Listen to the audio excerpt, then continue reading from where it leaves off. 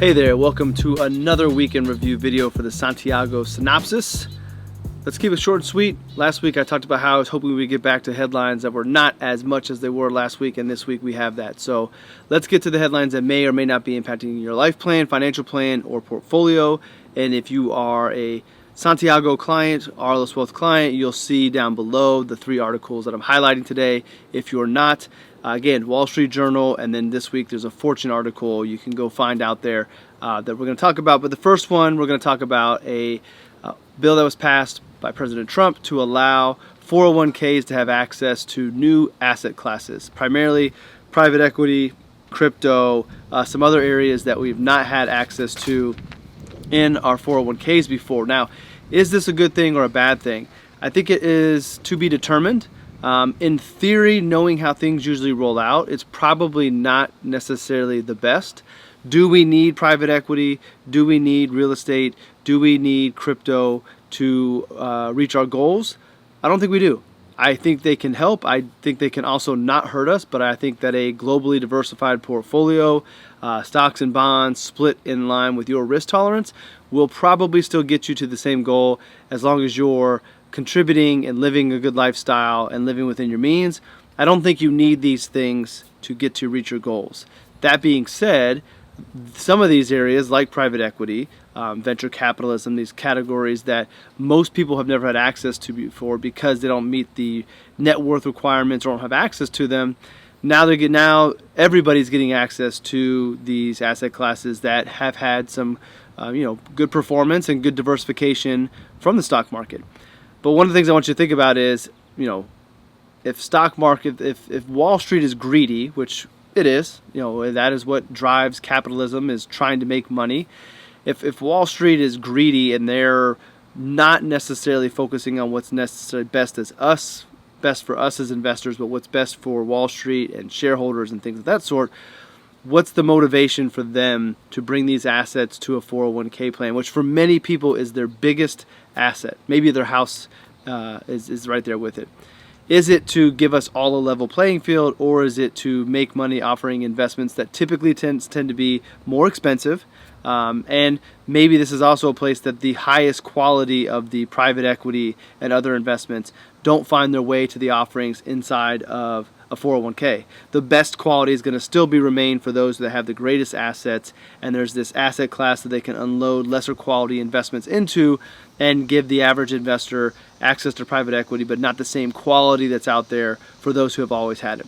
I don't know how it's going to shape out, but just one of the things to think about is, what's the motivation? What's the why? In 2 fronts. What's the motivation? What's the why of why are we putting these into 401k plans? Is it for your best interest? Is it for Wall Street's best interest? Is it somewhere in the middle? Probably in the middle. And then what's your motivation? What's your why? Why are you wanting to invest in these asset classes? And do they really fit your risk tolerance? Do you understand how they work? And do you really need them to reach your goals? Investment returns are only a part of the overall picture. How much you save, your spending, other decisions you make, growing your income over time, probably will have a greater impact on your long-term financial plan than adding a 5% sleeve of private equity or 5% of crypto. So anyways, I don't know how I feel about it yet, mainly because I haven't seen the offerings that are going into 401ks. My initial thought is it's nice to have more choices. Sometimes more choices makes more complexity. And do we really need this? I don't think we really need it. If you wanted to invest in crypto, there's other ways to go invest in Bitcoin or the other areas. You don't have to do it in your 401k. My biggest concern on all of this is people are going to go into these more risky areas, not understanding the expenses, not understanding the risk behind it, and potentially cause more problems. The 401k shifts the burden of retirement income and retirement planning onto you, where it used to be the burden of retirement was on the company. That's why they did away with pensions and they put 401ks, is the risk is greater, so they put it on us, which isn't necessarily a bad thing, because if done right, you might be able to do better for you and your family than having a pension. But also, because it is in your control, you can also fall victim to it. So this may be even more reason for people to reach out to financial advisors, start working with a professional, even if it's just to get some hourly help or something. picking the right investment allocations within the 401k. But be on the lookout for new options coming to your 401k. Don't just jump into them without understanding them. Private equity, for example, sometimes there's lockup periods to it. So you might put it into this fund, but you may not be able to make a distribution or take a distribution or reallocate for a number of years. We'll see how those work. But usually private equity going into private companies, there's a holding period. Does that align with your timeline? Does that align with your needs for your retirement plan? To be determined, but that is one of the headlines.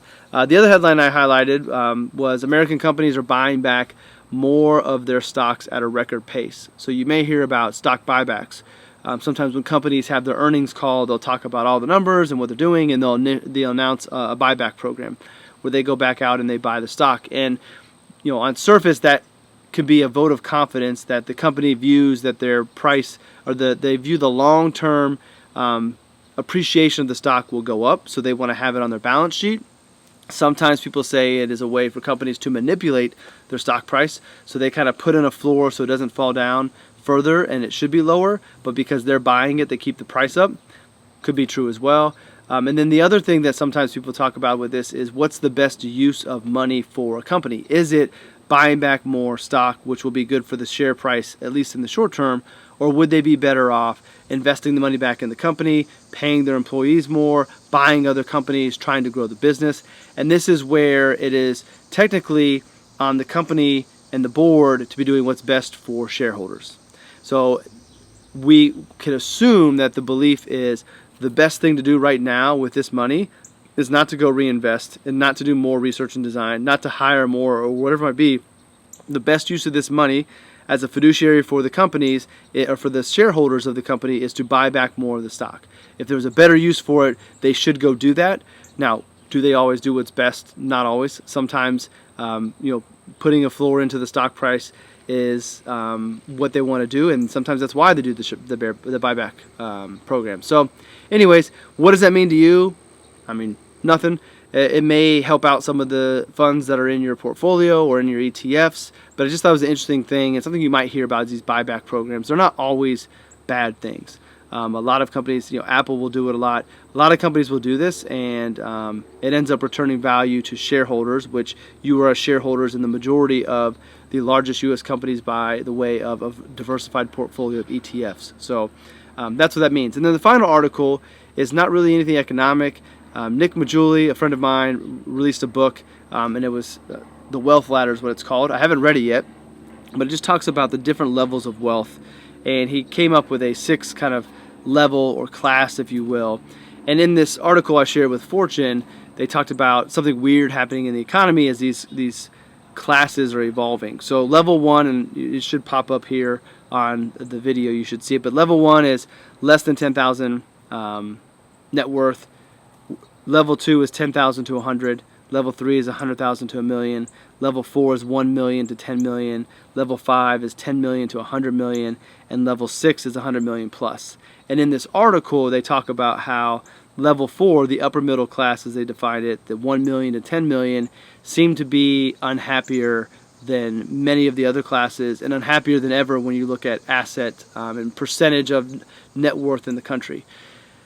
And so they're talking about all the reasons why things are more expensive and more people are in level 4 than ever before. So we sometimes compare ourselves to others. We keep up with the Joneses, and if I buy something that makes me feel good, and the neighbor buys something, now I don't feel good again, and it's just kind of a vicious cycle. Social media plays into all this. The reason I bring this up is that conversation about level 4 not being happy. Part of that I'm willing to bet is those in that are realizing that money and success and notoriety isn't what makes us happy.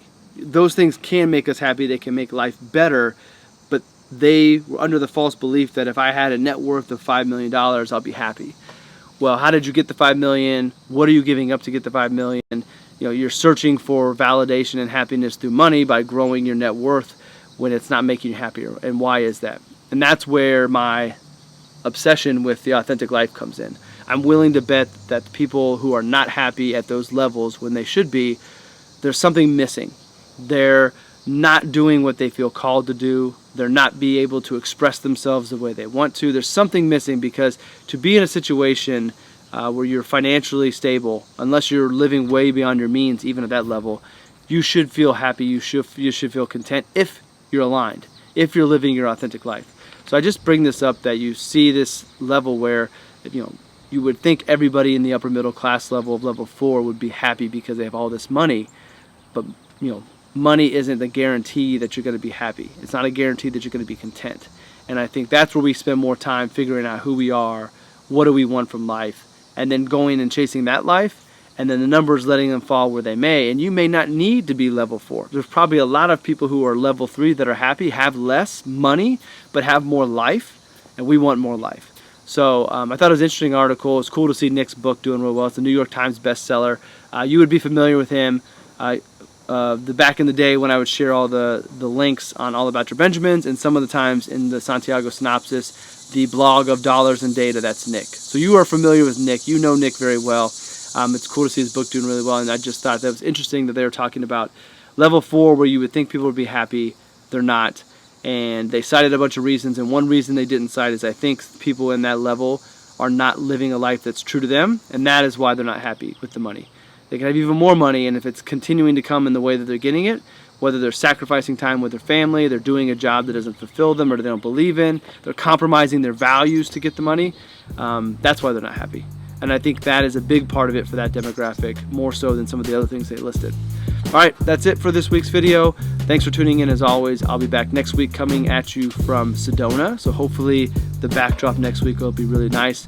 It's my annual trip with a few other financial advisor friends where we do a lot of business planning, a lot of work while we're there, but also do a little bit of hiking and getting out in nature. And I just love Sedona. So hopefully the backdrop next week will be better than the backyard.